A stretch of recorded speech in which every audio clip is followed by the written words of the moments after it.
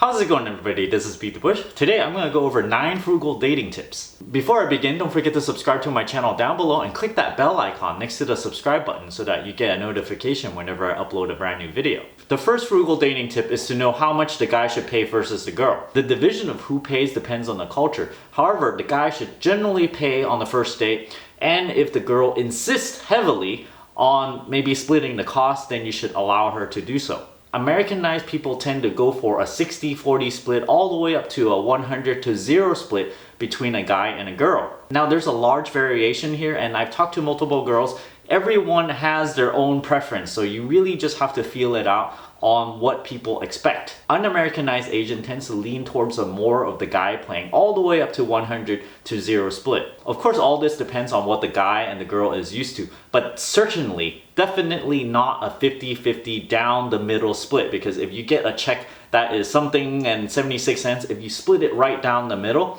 then this is definitely a no-no for all cultures in all instances. The second frugal tip of dating is that you pretty much cannot save all that much money while you're dating. The reasoning behind this is because when you're dating, you're trying to show that you're financially responsible and that you can actually support someone.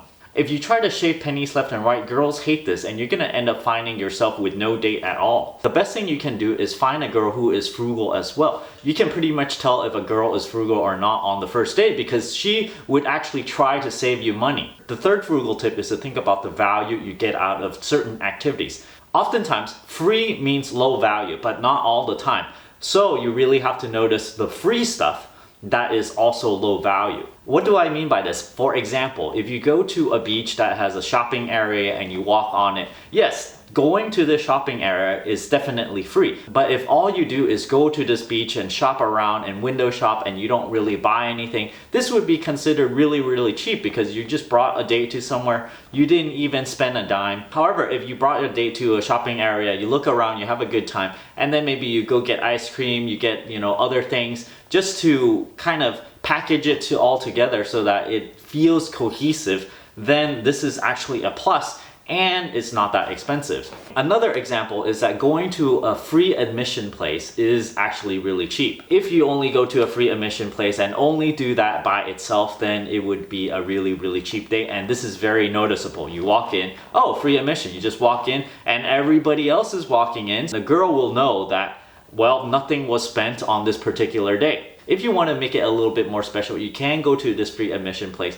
and bring a picnic basket or something, bring some food, and then this in itself would also look like, a positive. You could go hiking for free, of course, but if this is all that you do every single day, then it's gonna look as if, wow, this guy is never spending any money at all. So then this would actually look really bad. The fourth tip is I would highly recommend to not go for fast food or really fancy restaurants at all. The main reason with no fast food is basically it's not very healthy for you at all. Plus, you want to show that you are financially responsible enough and able to at least afford a sit-down meal instead of a fast food meal. And the reason for not going to fancy meals is because you do not want to impress the person based on this fancy meal itself. It's kind of like leading your date on to thinking that, oh yeah, the rest of these dates is gonna be really fancy all the time. If you start off with really fancy dates, then the expectations is gonna be like, oh, how come these next dates are at like a taquito place or something? The type of even mid-level restaurant can vary from $10 to $50 per person. Which ones you go to really depends on what's normal between you and your date. All in all, save the really cheap stuff and the really fancy stuff for later and just go somewhere in between. The fifth frugal dating tip is to avoid coupons altogether, at least in the first 5 dates. Using a coupon on the first date looks really bad, unless, of course, if the girl wants to use the coupon and they're the one that brings it out. In this case, it might actually turn the guy off, so you really have to proceed with caution with trying to use a coupon. My recommendation is to not use it at all, and if you have a coupon for some place, just don't go to that restaurant so that you won't feel bad about going to a restaurant without using a coupon. Just go to somewhere else that does not have a coupon at all. The sixth frugal tip is that advance payment vouchers for some restaurant or something does not count as a coupon. You prepaid for this voucher, so you should be able to allow to use it without feeling any guilt. An example is prepaid movie tickets. You can easily go to a movie, use these prepaid vouchers and get a good deal on your movie tickets. When you're buying these tickets, you just hand it over. These are really quick transactions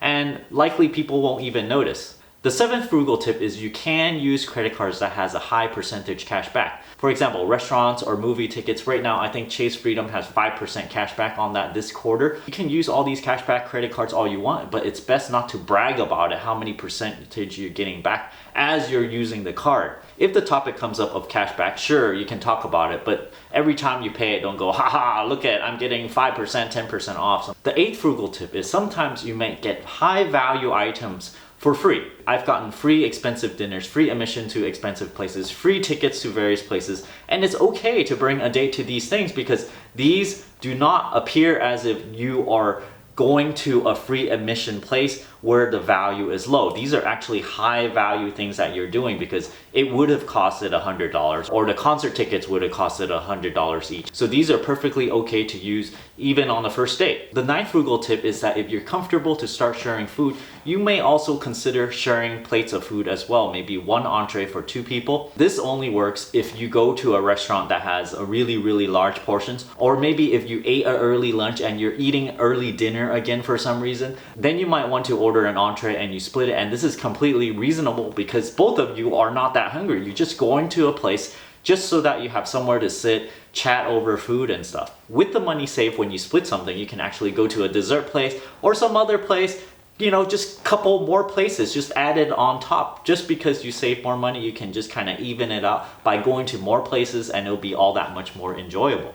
I hope you guys enjoyed these frugal dating tips. Remember, I'm not a dating expert or anything, but these are just based on my personal experience and what works for me. Don't forget to give me a like on this video, comment down below. Let me know if you have any more frugal dating tips. If you're interested in supporting my channel, don't forget to check out my Audible link down in the video description below, where you can get a free audiobook, probably on dating. And if you don't like this audiobook or this service, you can cancel it before the subscription expires. You don't have to pay a thing if you do this, and you can still keep the audiobook and help benefit this channel. You can also support my channel directly through my Patreon link over here, where you can get various perks at various contribution levels. And as always, don't forget to subscribe to my channel and click that bell icon next to the subscribe button so you get a notification whenever I upload a brand new video.